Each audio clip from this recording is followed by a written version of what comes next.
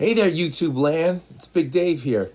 So I thought, being that it's so hot and I haven't been out that much, plus all this stuff with the coronavirus and blah blah and all that, I thought I'd make a quick video. And today's topic is just some thoughts on fly fishing. I'm not a fly fishing expert, but I've done enough of it where I feel that I have some things I could share that might be worth listening to. I don't know. So first of all, sometimes we think of fly fishing, you go to these exotic locations and it's all pristine and everything like that. Well, where I live, it's, I'm in New Jersey, so you're lucky if you can find certain kinds of water here without going way out into the, what's left of the forested areas and things like that. Most of it is kind of like urban streaming and runoff from ponds that go into another pond or off of a river. So it's not really anything that you would think of as like one of these pristine environments in Wyoming or something like that. It's not happening here. So anyway, the thing about fly fishing is, like right now, it's very hot. So if I'm gonna spend time fly fishing, this is one of the times when I'm definitely gonna think about it, because there's a lot of little bugs and insects and what some people call terrestrials, beetles, flying, little things all plopping in the water or ending up in the water. And some of the fish, not all of them, some of the fish are interested in those, those little things that are floating around. But if you actually stand there and watch and see the things floating in the water, a lot of times they'll float by and be gone forever, and no fish comes anywhere near them. But every once in a while you'll hear this splash or pop, and there was a fish that was interested. So the biggest thing about fly fishing, this is my opinion, is learning how to manage casting the line, because it's very different than using a casting line, a spinning line or anything like that. So what I have here is, I'll show you really quick. This is a fishing reel for fly fishing, and if you're not familiar with fly fishing, basically all this is something to hold the line. It doesn't function like any of the other reels that you might be using. And if you're new to fly fishing, this is going to be kind of like fly fishing kindergarten in a way, because some people want to dabble in it, but yet they're not familiar. So here's the thing.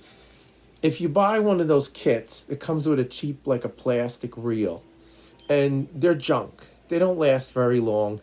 You're better off if you go to a fly fishing shop or someplace that has even, like most of my fly fishing reels I've bought used. I don't think I even have any that I bought new, but you can get them on eBay or wherever. You don't need a new fly fishing reel. What you do need is good line. So this line is about 4-weight line, and it's weight forward, WF. And here's one of the flies that I use sometimes. Now I tie my own tippets. Some people buy them, and they can be very, very thin and fine on the end. But where I fish, I don't need that. So I just tie my own tippets and my own leaders. This is a 4, size 4 monofilament line. And it goes on to my fly, which is like a woolly bugger kind of fly. They call this like a woolly bugger. If you go on to one of the fly fishing, if you look up, search fly fishing, there'll be articles with all different flies on it and what they are. And some are wet flies. Wet flies go under the water, and dry flies float on top of the water. And a dry fly has to have a little bit of a powder on it, which is called a floatant. And the floatant keeps it on the surface. And sometimes you want that. Sometimes if you don't care, you put the dry fly in and it's going to sink down subsurface, and that'll catch fish also. But some people are very fussy about their flies. They only want their dry flies to be on the top and have the powder or whatever, the floating on them. and other people only want wet flies underneath. So it's all depending on your preference. And if you're brand new at it and you're just trying, get a couple of flies and experiment. And don't worry about all the rules and all that stuff. You know, just have fun with it and catch a few fish, right? Now, this rod is a 7-foot. It's not a really big one. I use it in smaller water. Okay, obviously I can't show you the whole thing. But I will show you this, is that I said I tie my leaders. So I just make a very simple knot. This is just an overhand type knot here, and it leaves this sticking out. And I like that because I can see it in the water. And sometimes I might tie a little feather kind of thing onto it so that I can see better if I need it. And then in this one, I have about 3 foot or even 4 foot of just number 4 monofilament line leading up to my fly.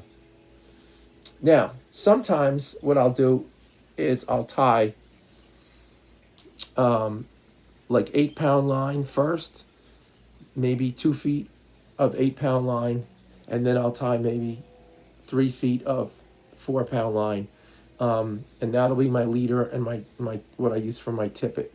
Because when you put the fly line out, if you have different weights of line, it will lay out more even in the water as you throw it out. Roll casting. So the first thing that I would learn how to do is roll cast. And there's a whole bunch of videos on roll casting. And roll casting is something that you can use in places where there's overhanging trees and bushes, and you're less likely to get your cast hung up. And once you can kind of control a roll cast, then you can try a full cast. And again, there's a whole bunch of videos from all kinds of fly fishing things on, on casting. So if you watch through some of those, and even better, if you just go with a friend of yours that's already into fly fishing, But sometimes in the beginning, you're not sure what to do. And with the line, definitely start with weight forward line. This other rod I use, this is a shorter one. This is a 6.5 foot. Actually, no, this is my 7 foot. The others are 6.5 foot. Now, I also have longer rods. I have like 8 foot, 9 foot. I think I have a 10 foot in the garage, which I rarely use because it's a saltwater fly fishing rod, and it's kind of unwieldy. It's kind of like big, and unless you're out in the bay, which I don't do. Now, this has a smaller reel on it, and I bought this used also. This is a medallion, I think. These have been around forever. And you can tighten up the drag so that when it pulls, you have a little more resistance. You can also set these up, most fly fishing reels, for right-handed or left-handed. You turn the bearing around, okay? Again, the main purpose of this reel is to hold this line. Now, I know that this line is not weight forward. It's level, what they call level line. So it doesn't have a heavier part in the beginning or the middle or whatever. It's just level. And it's a little harder to deal with, but it's good for certain kinds of small streams and stuff like that. Okay, so this is my fly fishing bag. It's really simple. I just use a bag. I don't use a vest. And I'll carry my scissors and these really small needle nose pliers, which I've had for a very long time, because a lot of times when you're fly fishing, you're going to be catching smaller fish. But you can catch larger fish, and you can use bigger equipment. But in the beginning, it's kind of better if you just learn how to deal with small water, pond or whatever, and some small streams, and catch some smaller fish, just to get the feel of how you want to pull your line in and all that kind of business. This is leader material, and I just use monofilament leader, 4-pound. Sometimes I use regular tippets, which can be really, really thin on the ends.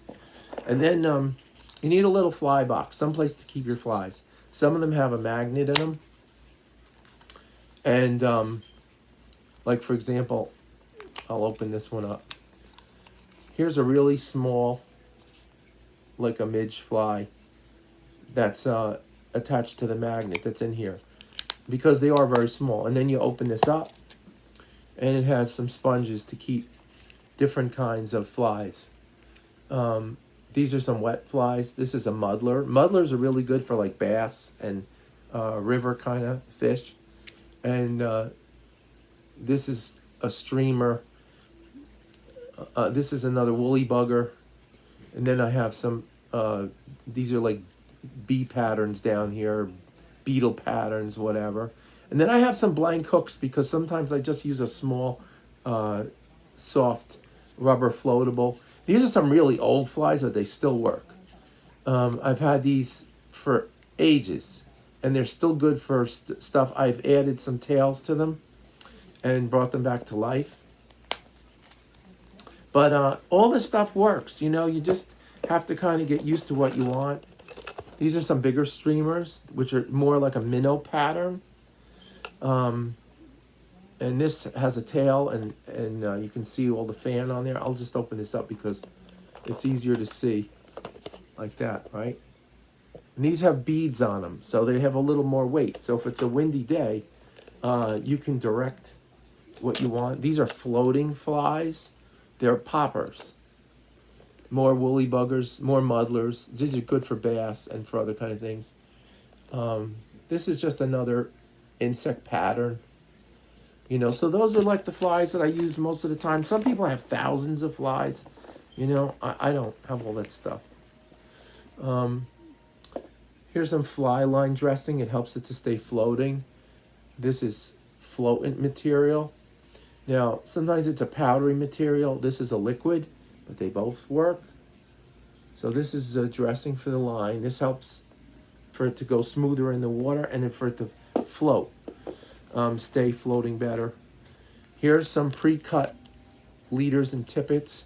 Now, some people keep a whole bunch of this stuff. Like I said, I don't. You know, I kind of keep it simple. You do want clippers, though, because when you tie your line, you want to be able to clip the ends off close to the fly itself. And this is really important. I always have, if it starts to get dark, I always have one of these flashlights with the LEDs in it, because they're nice and bright. I keep it on a cord so I can just pull it out of my bag if I want it. And we'll just save the information, but you definitely want your license if you're going to do any trout fishing. Because where I am, you know, that's where you're going to get a violation if you're in the wrong place without your license. So anyway, another day I'll make another video. I'm hoping to make some videos in the field, but right now it's so super hot. It's been, you know, it's been mid-90s and everything, so I haven't been out that much fishing.